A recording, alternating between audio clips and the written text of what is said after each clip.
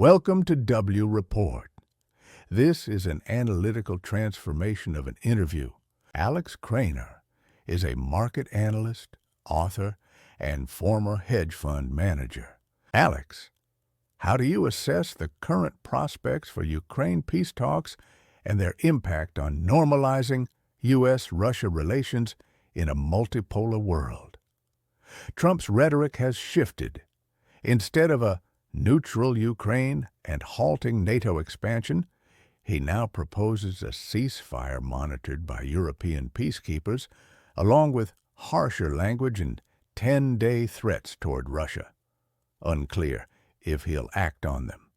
Is this a reversion to Biden's approach or a distinct strategy?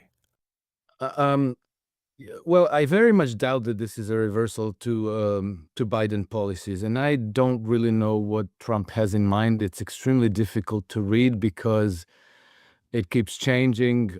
Trump is particularly reckless in his statements, but I think that the reason for that is that his statements are generally for domestic consumption, and I think it's aimed at various political constituencies that he wants to maybe mislead, deceive, that the actual nature of the relations below the surface is something else that he's obviously concealing. But I do agree with you that this is an extremely important relation for both sides, and it's extremely important for the whole world because as it is widely accepted in diplomatic and political circles, the bilateral relationship between the United States and Russia is the single most important relationship for peace in the world and for the future of humanity. And I think that for all his flaws and for all his faults and for all his blunders and mistakes, I think that Trump is very keenly aware of this. So I suspect that the current escalation of his rhetoric is typical Trump, and we've seen it in his first term with respect to North Korea, because as you might remember, there was a period of time when there was this escalating war of words between Kim Jong-un in North Korea and Donald Trump. And, he was calling him Little Rocket Man, and he was saying, my rockets are bigger. Really juvenile stuff, as usual. But it seemed very ominous. It seemed like a war between the United States and North Korea was actually possible. There was a risk that there would be a war. At least that's how it was perceived in the West. But we also found out later that at the very same time while this war of word was happening in the media, that Trump actually sent a delegation of his representatives and Pentagon generals to China, and I think to South Korea as well, to prepare for a meeting between Trump and Kim Jong-un. And then they had that meeting, and it was a very good meeting. And for a little while, it looked like there was going to be peace between North and South Koreas.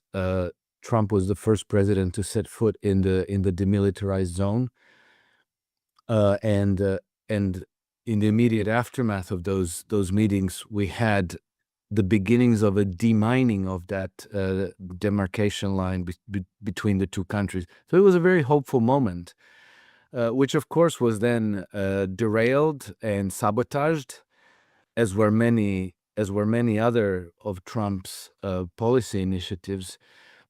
And so, on the basis of all that, I suspect that Trump is now playing the game a little bit differently. He's not his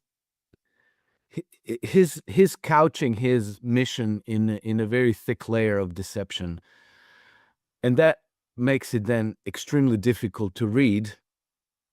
And deception as such has to be convincing. So you can't give it away.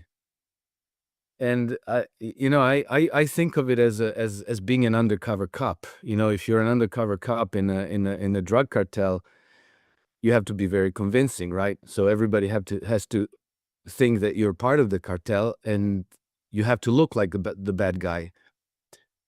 So I think this is the case, and I think we'll find out with time, but it's going to take a while. Last thing I saw, and I didn't even have time to read it, but I saw, I think on X or somewhere, that Trump was sending Witkoff to Moscow again. I don't know exactly when. I don't know if the meeting already took place or not, or it's only going to take place. But I think that these communications that go through a trusted aide are much more important than what's being spoken to the public and to the media for public consumption. I think we will only know with time, but I tend to be cautiously optimistic because, in spite of the rhetoric, for a very long time, Trump has given every sign that he understands the importance of the relationship with Russia. Europe is nudging Washington toward a tougher line and accepting commitments, buying expensive U.S. energy, uneven trade terms, to pull Trump deeper into the war. What does this mean for Europe in terms of energy costs, competitiveness, and de-industrialization risk, and how does Trump's swing between threats and flattery affect those calculations? I think that ultimately, as I put it in an article that I published recently, I think this is the moment when the European Union struck the iceberg, to use the Titanic analogy. Um, this is problematic on several levels. Well, first of all, the commitments that Ursula von der Leyen made to Trump are simply impossible. I think that it's so far beyond anything halfway reasonable that it's not going to happen. It's going to unravel. But what it's going to show is that European Union has no legitimacy. The $750 billion in energy resources. Uh, this is multifold of what Europe is already importing from the United States now. So there's no, I don't even understand where this energy is supposed to go, what purpose it would serve, because it's so much that I'm not sure that the European Union can even afford this. Then, it raises the question, well, what is Ursula von der Leyen's legitimacy to even conclude this kind of a deal? And as we're finding out, she doesn't have any. And then the commitment to invest $600 billion into the United States of European Union's money, which they don't have, and then to buy an undisclosed but vast amount of U.S. weapons. These are all commitments that it seems to me were made in desperation for the purpose of keeping the United States on board as an ally with the EU and Western Europe, including Britain. And so, Trump is playing them because he wants to extract this tribute from them. And obviously, they're desperate enough to agree to virtually anything, but it's going to cause a lot of strife in the European Union. I think that ultimately it might start the process of disintegration of both the European Union and the NATO. Individual countries are not going to be able to commit to any of this. I think that Germany, Poland, Hungary, sorry, not Poland, Hungary, Slovakia, Austria, Serbia, they all want cheap Russian gas. They don't want expensive American gas because Russian gas is cheaper. It's more abundantly available, and it's more reliable if it comes through pipelines than if it's delivered on ships. Um, it's very clear that with expensive energy, European industries lose competitiveness. They already lost competitiveness. Add expensive energy to it, add 15% tariffs, add the fact that the euro appreciated against the dollar since Trump came into office by some 10%. And suddenly, American goods are much, much more affordable on European markets, where we get them at 0% tariff, whereas European goods on US markets are now much, much less competitive. So it's going to accelerate the process of industries moving their production elsewhere, to the United States, to Mexico, to China, or wherever else. But it's turning Europe into a museum and a tourist destination with no industries. So it's, I think, more than sanctions, tariffs, more than a trade deal, it has been um, a blow, maybe a lethal blow, to the legitimacy and the future of the European Union. Alex, if the EU is negotiating from weakness, some members calling the deal humiliating and subordinating, while Brussels frames it as transatlantic commitment to keep U.S. support, what are the broader consequences beyond losing cheap energy? Recession? De-industrialization? Specifically, what does this imply for the financial sector, bank balance sheets, NPLs, capital adequacy, sovereign spreads, funding costs, and the credit cycle? Well, for once, it seems to me that the markets have interpreted this event correctly, because so this meeting on Trump's golf course, where I also meant to say, the symbolism of Trump meeting with Ursula von der Leyen and Keir Starmer at his own private golf resort is I think remarkable. He didn't come to 10 Downing Streets. He didn't go to Brussels. He summoned these people to his uh, place of leisure, to his own private place of leisure. I think that's also a humiliating slap in the face to the European leaders. So there's no respect there. There's a certain degree of contempt, because he could have flown into London, he could have flown into Brussels to meet these people. He chose deliberately to bring them to his golf course. Okay, so the markets, this happened on Sunday, right?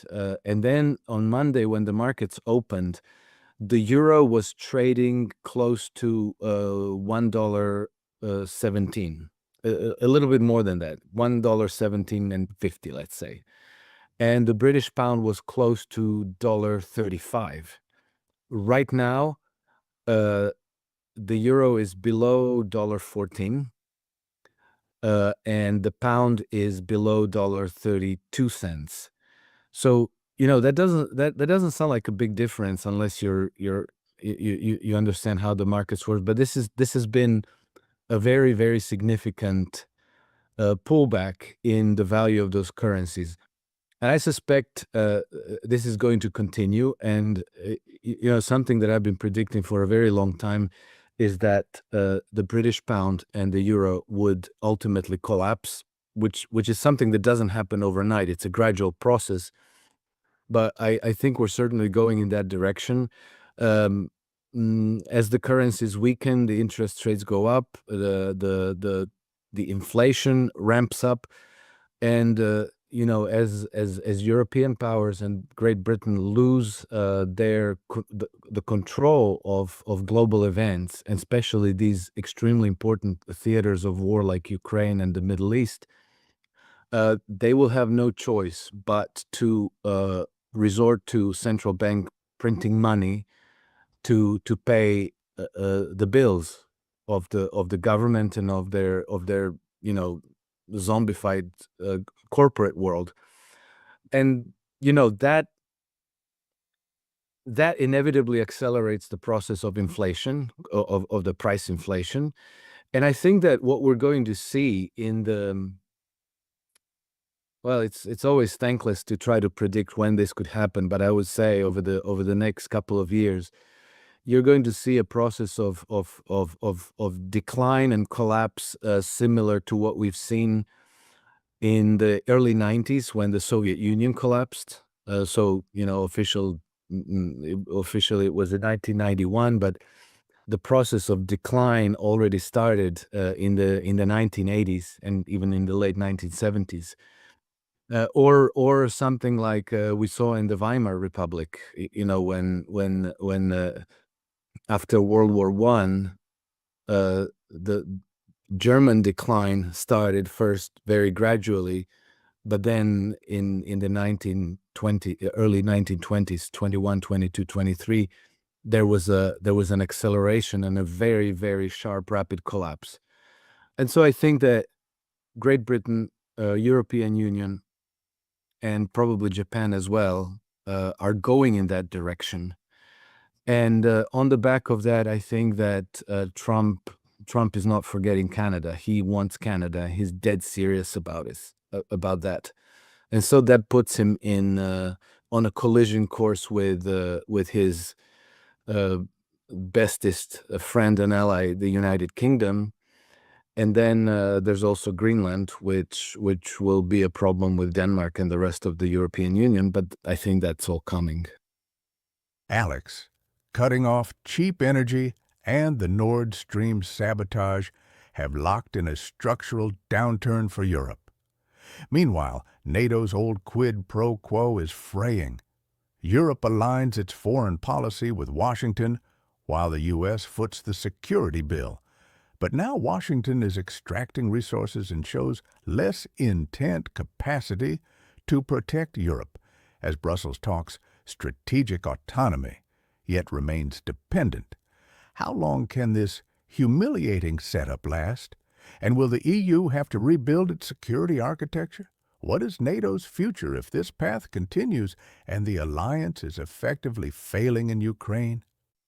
Well, I think that NATO doesn't have any future, and I think that the desperation is reaching such points that they're discussing opening new war theaters to keep themselves relevant, as we saw with, uh, Lieutenant General Christopher Donahue fantasizing about invading and capturing Kaliningrad. What for is very hard to discern, other than uh, if we start something like that, well, of course, the United States is going to come in and back us up and support us. But the reason why you would do this to begin with are not very clear, other than the desperate need to make themselves relevant. And on account of European Union's humiliation in the U.S. trade deal, it has to be said, it's not just Trump. This is not the only humiliation that the European Union suffered uh, in the last month, just the last month. It's been one of the three. So first, about a month ago, at the beginning of July, we had the meeting between Kaya Kallas and the Chinese foreign minister, where she thought it appropriate to start lecturing him about European values and democracies and so on, and demanding that the Chinese distance themselves from Russia over Ukraine and so forth. And they really angered the Chinese delegations. And then later in the month, I think it was 24th July, uh, Ursula von der Leyen with her delegation came to Beijing, and this was 25th consecutive EU-China summit, and it was supposed to be an occasion to celebrate 50 years of diplomatic relations between China and the EU. But the Europe, again, same thing. Ursula von der Leyen opened with lecturing the Chinese about human rights, demanding that the Chinese cease supporting the Russians in Ukraine, stating that right now, the relationship between Russia and China over Ukraine is the determining factor in the relations between the EU and between the EU and China. And what happened is that the Chinese, Xi Jinping, requested that the summit be cut short. So after one day, they asked the European delegation to leave, basically, China. And then the Qataris, who are now the most important supplier of non-Russian gas to Europe, well, they threatened that they would cease supplying the EU with gas because the Europeans are imposing this thing called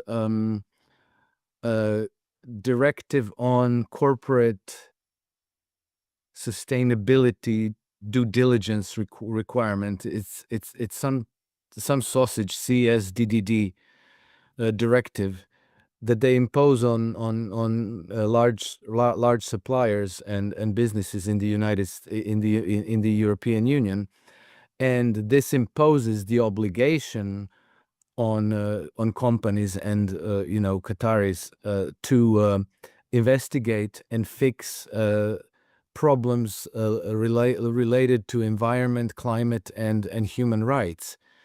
And so it's just simply an arrogant, hubristic overreach that for some reason Europeans feel they are entitled to demand from everybody.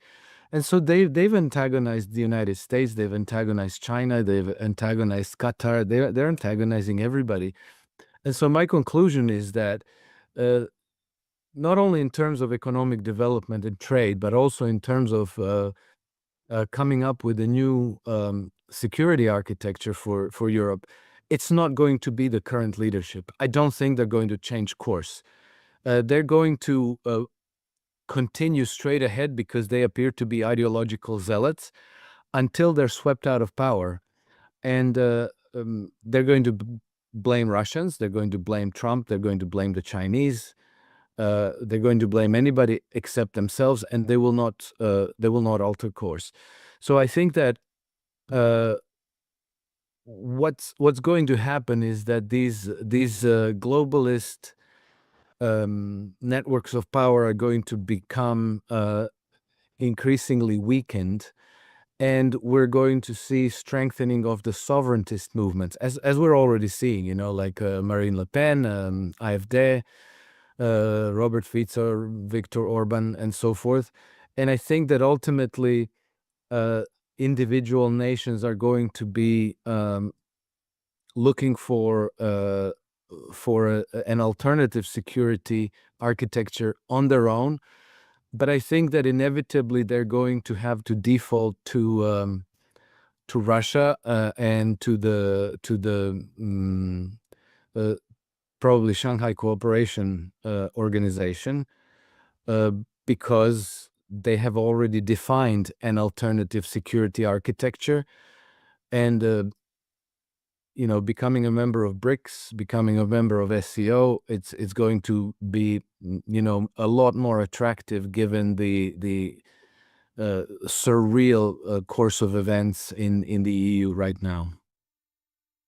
Do you see, what is breaking NATO and EU though? Is it ideology or just a failure to adjust to multipolarity?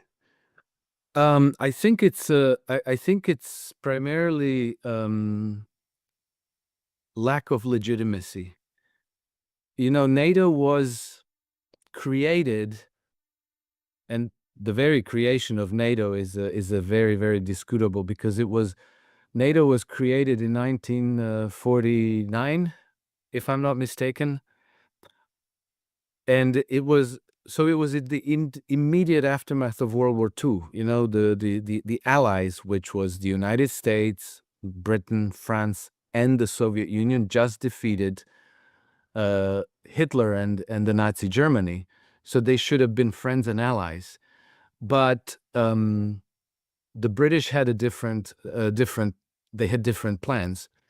And so, in 1946 already, the World War II barely ended. Winston Churchill went ahead and made his famous Iron Curtain speech, in which he basically declared the Soviet Union to be the enemy of the West for no reason, for no justifiable reason whatsoever.